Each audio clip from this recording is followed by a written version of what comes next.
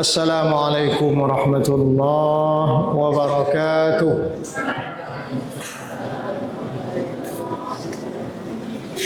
Alhamdulillah, alhamdulillahi dzil fadli wal ihsan alladzi qadhafa fi qulubi man sya'ahu min ibadihi nural iman.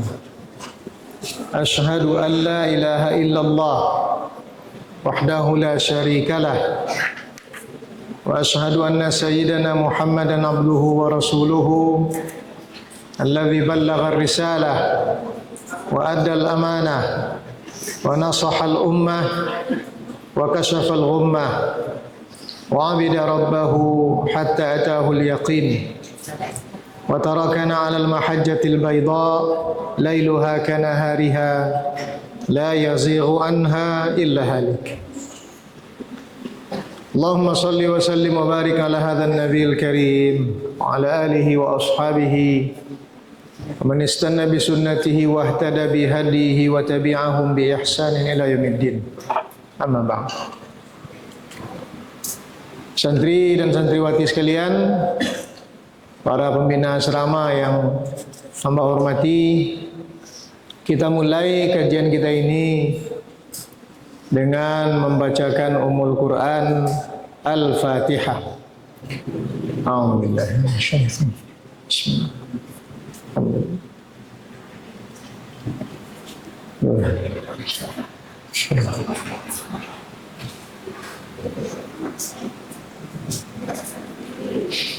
Dalam pembahasan kita minggu yang lalu itu sudah disampaikan bahwa ada beberapa penyebab atau hal yang mengakibatkan seseorang itu wajib mandi. Yang pertama apa kemarin? Junub atau janabah. Yang kedua, haid. Yang ketiga, wiladah, ya, dan nifas. Yang keempat, al-mautu, mati. Dan sudah disampaikan beberapa hal yang berkenaan dengan keadaan-keadaan tersebut. Jadi tidak ada salahnya bahwa itu kemudian kita ulang dan kita lanjutkan pada malam hari ini. Ananda sekalian, di dalam kitab ini disebutkan tentang wiladah, tentang haid. Kemarin itu sudah Buya sarankan untuk detailnya agar pembahasan itu tidak ada yang ditutup-tutupi.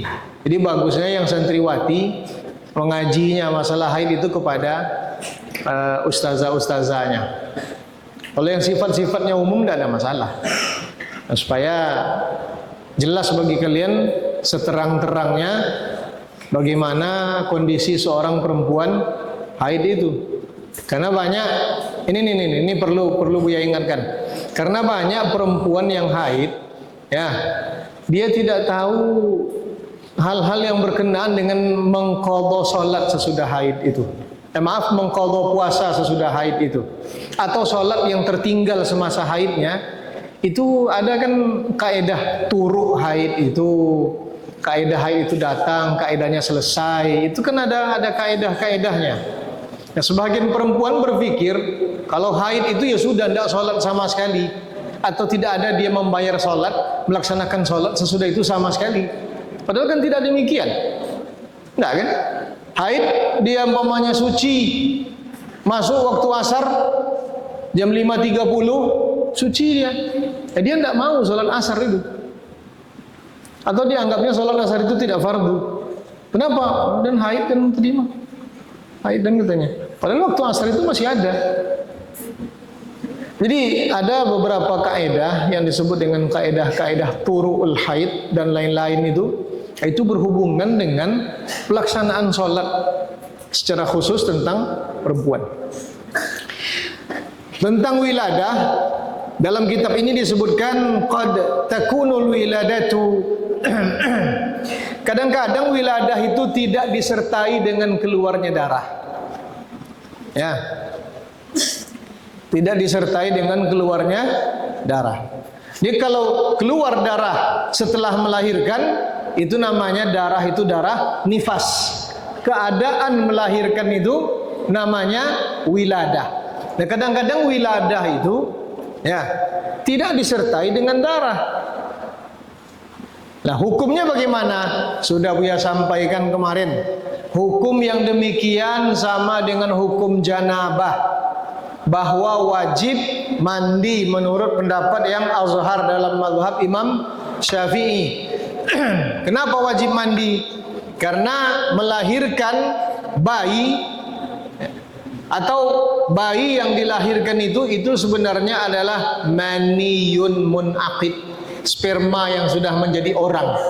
Jadi sebagaimana layaknya keluar sperma seseorang, dia wajib mandi. Begitu juga ketika wiladah yang tidak disertai dengan darah juga wajib mandi. Kalau disertai dengan darah, lahirnya bayi itu kemudian disertai dengan darah, darah itu disebut dengan darah nifas. Apa nama darahnya? Nifas. Kenapa disebut nifas? Nifas itu dari nafsun, jiwa. Jadi darah itu keluar seiring dengan keluarnya satu jiwa, satu nyawa. Makanya disebut dengan nifas. Wanita yang terjadi padanya nifas disebut dengan nufasa. Di dalam fikihnya nufasa. Ya, enggak nafis tuh. Banyak nama orang nafis. Santri dan santriwati sekalian, nifas itu ya, kalau di sini disebutkan wa aqallu muddatin nifasi lahzatun. Nifas itu muddahnya, masanya lahza, seketika, sekejap. Itu minimalnya. Wa qad yamtaddu ayyaman, dan bisa berhari-hari. Biasanya 40 hari biasanya. Jadi semenjak dia melahirkan itu, darah tersebut keluar sampai 40 hari. Biasanya. Maksimalnya situna yauman, 60 hari. Mohon maaf, ulang balik. Berapa minimalnya nifas itu? Lahza. Apa arti lahza? Seketika. Ya, sebentar, gitulah. Orang kalau minta tolong sama kita, apa kata Wafi kepada Hamdan? Hamdan, sini sebentar lah, tolong saya. Apa kata Hamdan? Sebentar ya. Lah, sebentar ya itu bahasa Arabnya lahza ya akhi.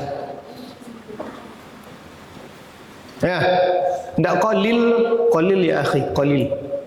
Bukan qalil, lahza. Ya, ini kalau minta tolong rapi ke Bianto umpamanya. Ya, kejap ya, tunggu sebentar ya. Itu bahasa Arabnya lahza ya akhi atau daqiqah. Minimalnya lahza. Biasanya 40 hari. Maksimalnya 60 hari. Ada sebahagian wanita itu 35 hari sudah bersih dia. Suci lah, mandilah leh. Ya. Tapi biasanya 40 hari. Kalau di kita perempuan 40 hari habis melahirkan tuh tak bisa apa-apa dia tuh. Bekobe pawi itu. Tidak boleh melasak-lasak, ada bontan-bontan kata orang awak.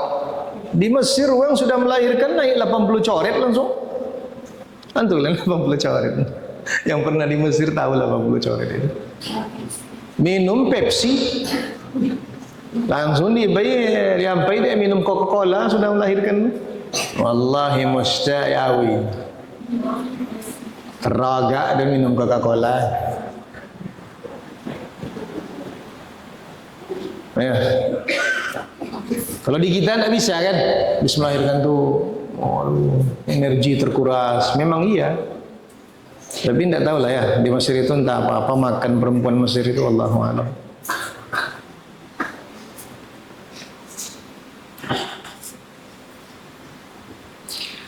Ulama kita sepakat bahwa hukum yang dimunculkan dengan oleh nifas sama dengan hukum yang dimunculkan dengan haid. Ndak sholat, ndak puasa, tentang masuk masjidnya seperti yang kita bahas kemarin, sama seperti haid. Kalau haid berapa minimal waktunya? Berapa minimal waktu haid? Sehari? 1 kali 24?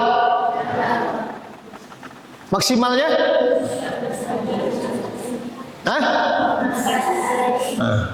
Biasanya? Apa dia tonton dia kalian pada dia? Biasanya berapa? Seminggu. Ada yang 6, ada yang 7. Tidak sama. Tidak sama. Tapi selagi dalam masa 15 hari itu darah haid itu.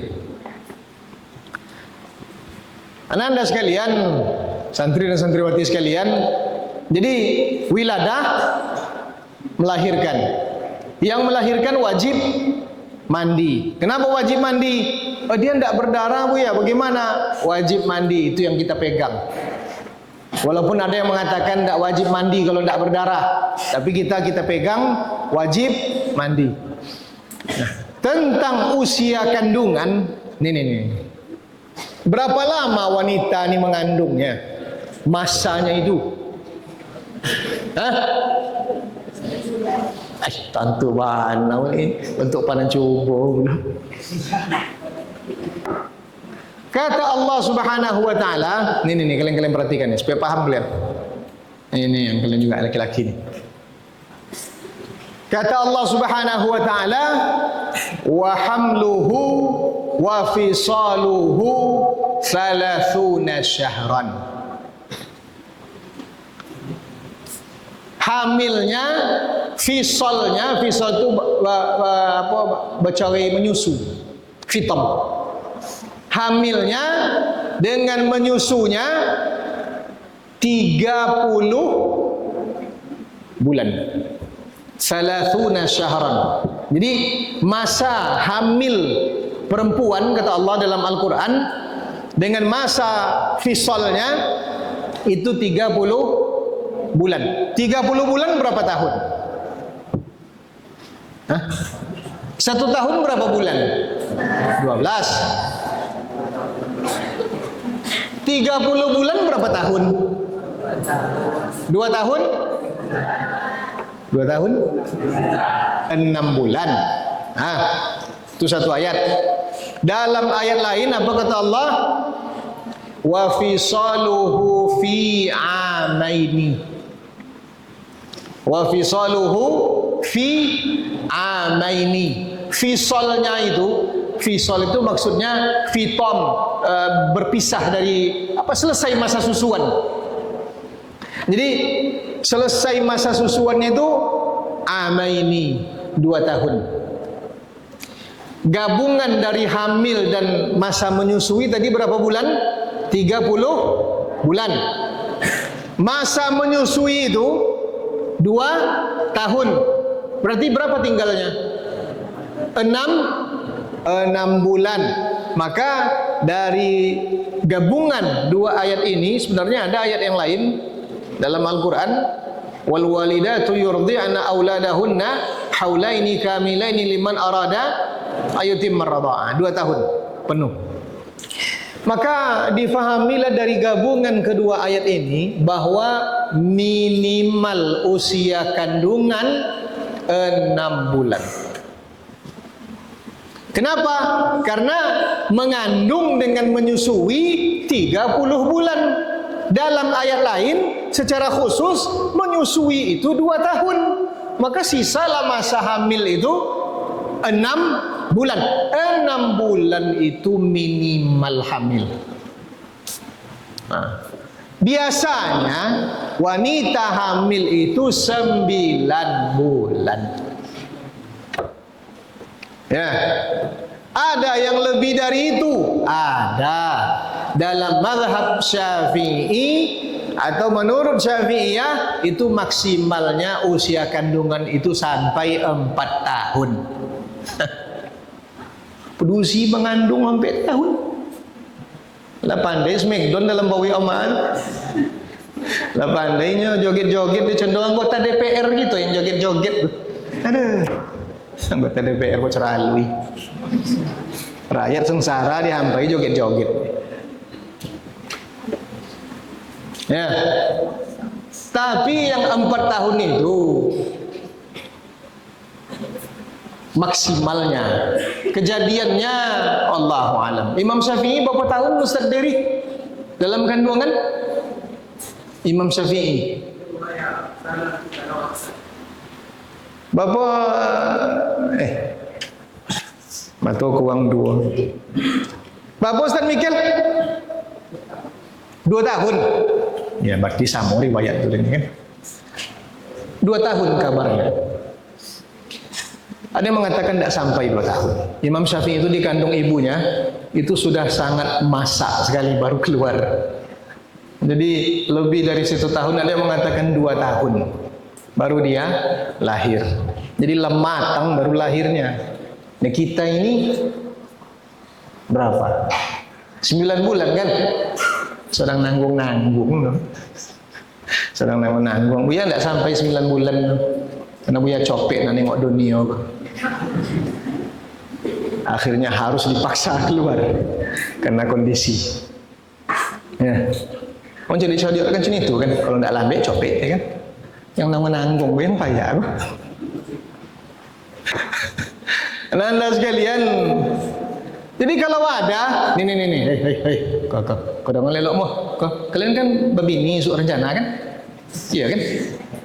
Ada niat berbini. Dan bini kalian ada rencana apa dusi kan? Kalian papaji apa? Sudah ngelelok. Menikah dia tanggal 1 Muharram. Umpamanya nih, 1 Muharram kita ambillah tanggalnya kalender Hijriah. Ya. Atau kalender miladiah lah yang sederhana aja lah. Udah lah. Sebenarnya ukurannya ini Hijriah ini. Hijriah aja lah. Usah miladiah lagi tidak mantap. Menikah dia 1 Muharram. Sudah Muharram, Safar. Muharram, Safar. Rabiul Awal, Rabiul Akhir, Jumadil Ula, Jumadi Ats-Tsaniyah. Berapa puluh? Muharram, Safar, Rabiul Awal, Rabiul Akhir, Jumadil Ula, Jumadi Ats-Tsaniyah, Rajab, Sya'ban. Berapa bulan tuh? Ramadan.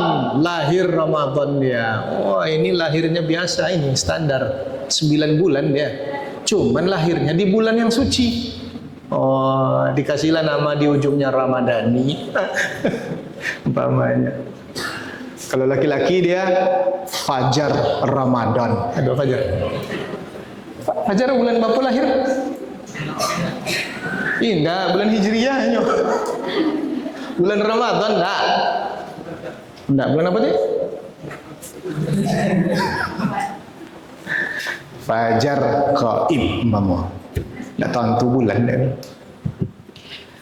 Tapi kalau hamil dia kata dokter, hamil dia tanggal 1 Muharram, Safar sebulan bau. Rabiul Awal 2 bulan. Rabiul Akhir berapa bulan dah? 3. Apa sudah tulis? Jumadil Ula sampai Jumadi Atsaniyah 5 lahir anaknya.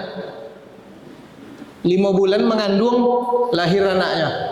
Ya, kemungkinannya ada 2. Yang pertama MBA. Tahu MBA? Married by accident.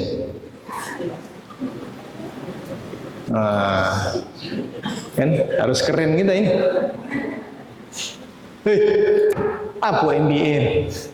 Married by accident. Waliyadzubillah. Kecelakaan dulu dia baru nikah. Yang kedua itu saham tetangga. Itu yang kedua. Ya, kenapa? Karena kalau tidak sampai 6 bulan, nak, indah anak inyo tuh, maka dinasabkanlah anak itu tidak kepada ayahnya. Waliyazubillah. Ya, jangan bahagia. Mak keren ini, copek produksi. Lolo yang tak keren guru dong. Waliyazubillah. Waliyadzu. Kalau kurang dari 6 bulan, anak tersebut tidak dinasabkan kepada ayahnya. Hijriah hitungannya 6 bulan.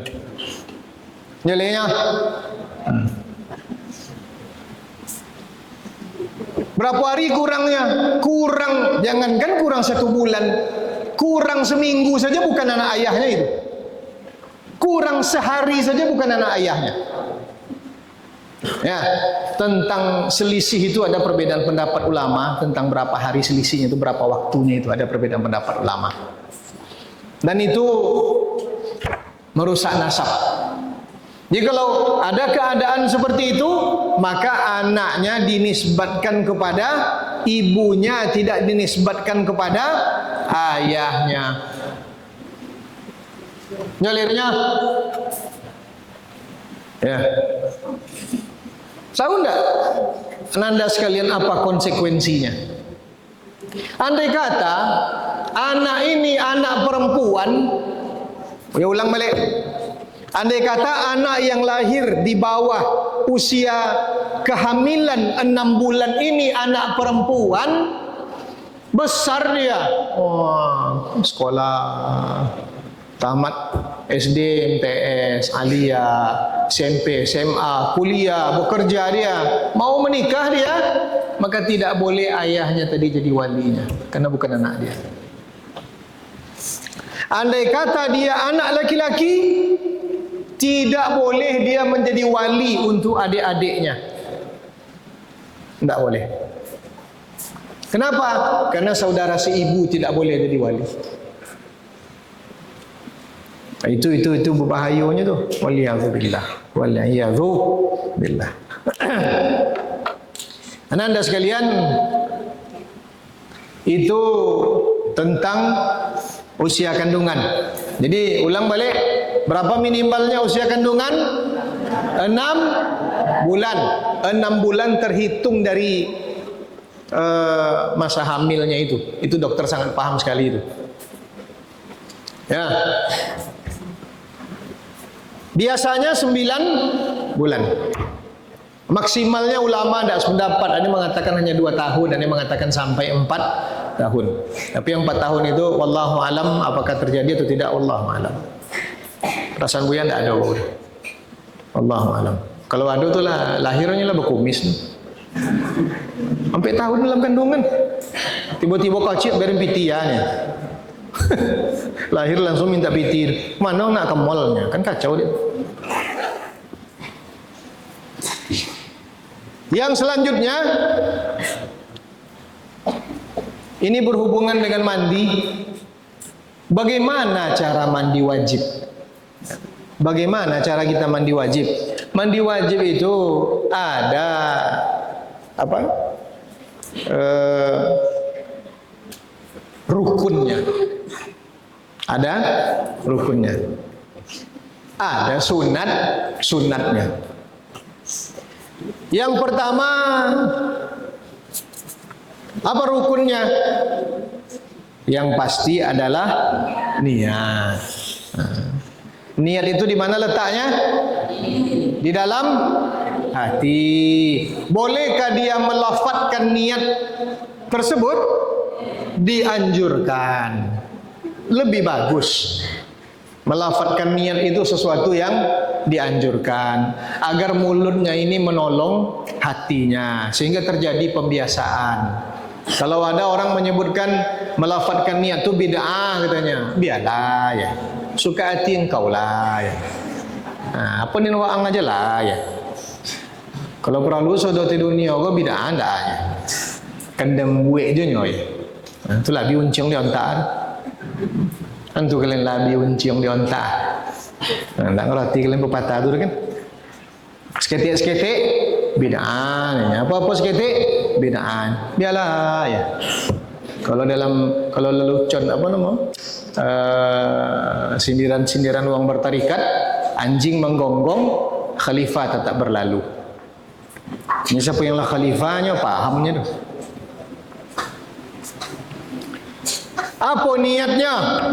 Niatnya mandi untuk mengangkatkan janabah, atau mengangkatkan hadas besar, atau untuk membolehkan sholat.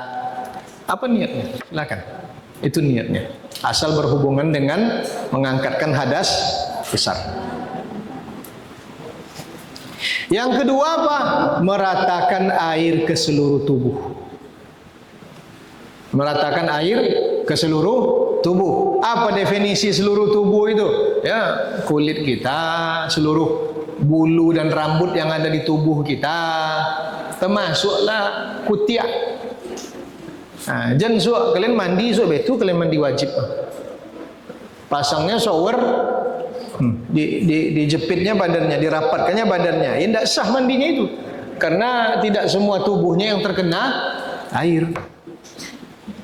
Ya, sodonya. Ada orang, ini Buya selalu mengingatkan, ada orang yang badannya, ini minta maaf ya, badannya besar. Nah, kebetulan dia mandinya duduk.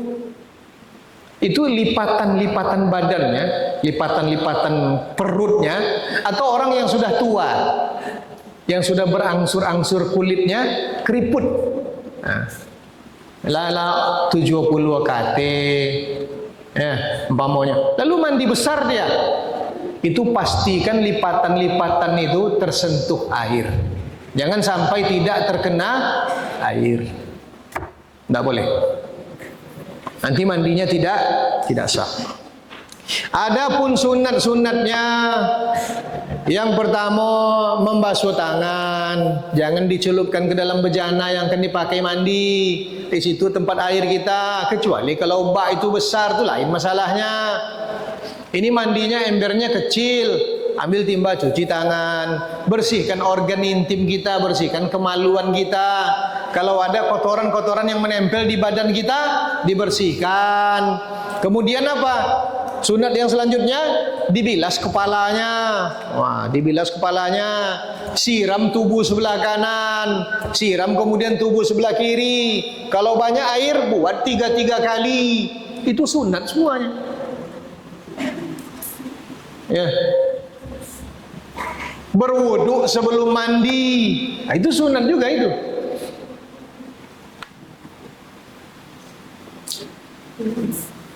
Yang tidak boleh itu, yang dilarang itu apa? Mandi menggunakan air berlebihan, mubazir, itu makruh. Makruh. Anda sekalian, jadi ulang balik bahwa yang pertama tadi apa? Wiladah, kalau tidak disertai dengan darah, wajibkah mandi? Wajib. Kenapa wajib mandi? Karena hukumnya sama dengan hukum janabah. Apa jawabannya? Karena hukumnya sama dengan hukum janabah atau junub. Kok bisa junub? Iya, karena bayi yang lahir itu asalnya adalah sperma. Sperma yang sudah menjadi orang. Maka sebagaimana keluar sperma, seperti itulah dia wajib mandi. Itu yang pertama.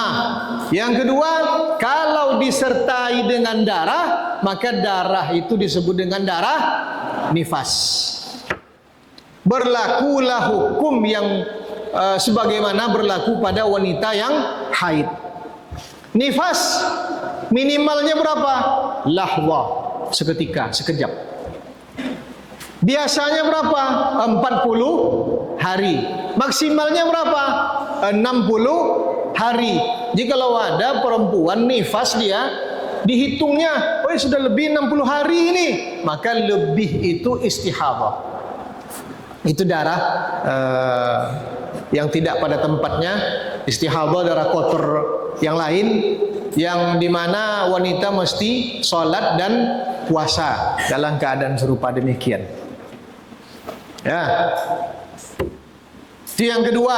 Usia kandungan berapa minimalnya? 6 bulan. Biasanya 9 bulan. Ya, ada yang 9,5, ada yang 10. Tapi biasanya 9 bulan. Kalau kurang dari 6 bulan, maka anak tersebut tidak dinisbatkan atau tidak dinasabkan kepada ayahnya, tapi dinasabkan kepada siapa? Ibunya. Jelas ya? Tentang mandi, apa rukun yang pertama? Berniat. Yang kedua, meratakan air ke seluruh tubuh. Definisi seluruh tubuh ini ya semua tubuh ini lah. Cuman di dalam mata itu tidak. Di dalam mata itu tidak. Sama dengan berwudu. Berwudu dalam mata kita mesti kena air. Tidak, itu pendapat mayoritas ulama. Tidak mesti kena air. Ya. Anda sekalian, itulah pembahasan kita pada malam hari ini, dan insya Allah pada pertemuan yang akan datang kita lanjutkan dengan jabair dan asaib. Hukum menggunakan perban atau apa namanya itu, ada semen di lehernya, apa namanya? Nah, ada patah lehernya, lalu di semen lehernya. Apa namanya? Dia apa? Pakai gip ya, bukan gipsum ya, gip. Nah, iya. Atau luka tangannya di sini ya. Ini kan anggota wudu ini. Anggota wudu, luka tangannya, diperbannya. Gimana dia berwudu? Nah, itu masuk dalam hukum jabair dan asaib. Nah, kalau ada pertanyaan, silakan. Kita pakai 10 menit. Ya. Salam. Ya.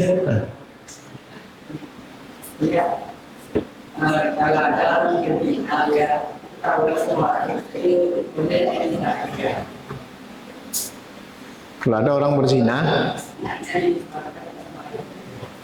berzina, lalu bolehkah dinikahkan? Gitu. Iyalah. Kalau ada orang berzina ketahuan sama orang lain, ketangkok, waliyazubillah, waliyazubillah. Lalu bolehkah dinikahkan? Ya. Nanda sekalian.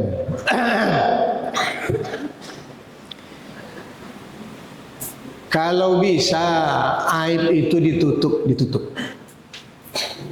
Tapi kalau memang tidak bisa, maka itulah sanksi untuk dia. Waliyadzubillah. Menanggung malu lah dia dan keluarganya. Kalau tentang hukum menikahkan mereka berdua, ya, dalam mazhab Syafi'i boleh. Wanita yang berzina boleh dinikahi oleh laki-laki yang menzinahinya atau laki-laki lain yang tidak menzinahinya. Boleh. Tapi dalam mazhab yang lain, boleh laki-laki yang tidak menzinahinya ini yang menikahinya dengan syarat dia mesti dipastikan dulu bertaubat, rahimnya bersih dan lain-lain sebagainya. Tapi dalam mazhab Imam Syafi'i tidak. Ada umpamanya terjadi perzinahan waliyadzubillah, lalu yang laki-laki ini kabur dia. Oh, datanglah juru selamatnya yang menyelamatkan dia dari aib ini. Biarlah, tinggal kau demanya, biarlah dinurus kau. Boleh, silakan saja. Tapi andai kata perempuan itu hamil dari perzinahan itu, maka anak tersebut tidak dinasabkan kepada suami perempuan ini. Jelas ya, Nanda? Waliyadzu billah. Wallahu a'lam.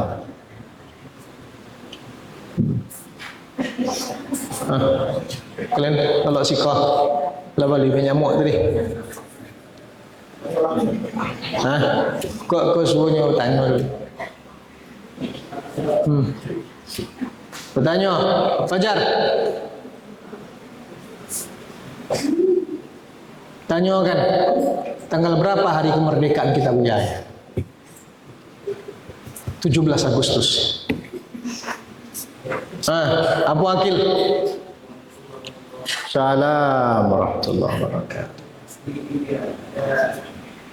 Antara Sovietnya juga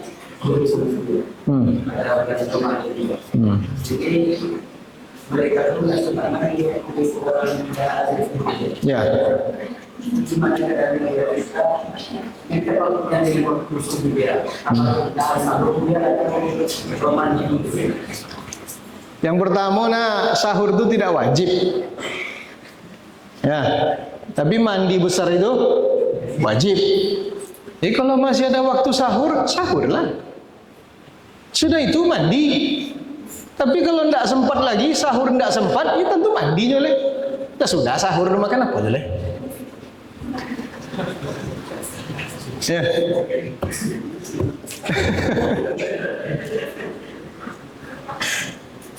Enggak lah, Gil. Jalannya Gil. Lai. Ya. Sahur itu wajib atau tidak? Kita mau puasa besok nih, wajib sahur. Mana ada sahur itu rukun puasa? Rukun puasa sahur tidak. Sahur bukan rukun puasa, tapi mandi besar itu wajib. Apa ya?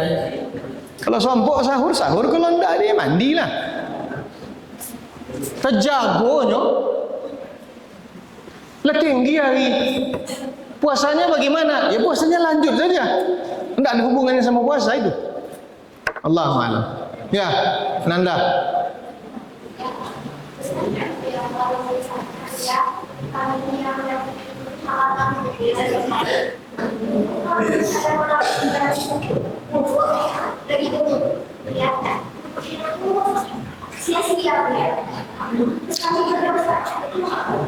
Wanita yang haid wudunya bagaimana? Percuma.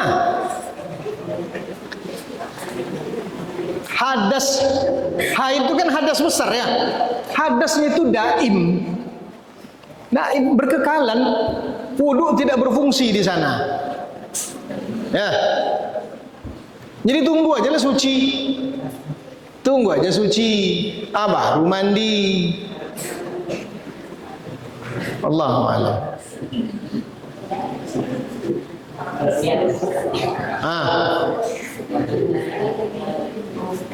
Waktu apa? Istihadah. Lalu perempuan istihadah wajibkah sholat? Iya. Wajib sholat dia, wajib puasa dia. Bagaimana cara sholatnya? Pakai pembalut, pakai pempes, supaya tidak najisnya tidak mengotori. Ya, Allahu a'lam.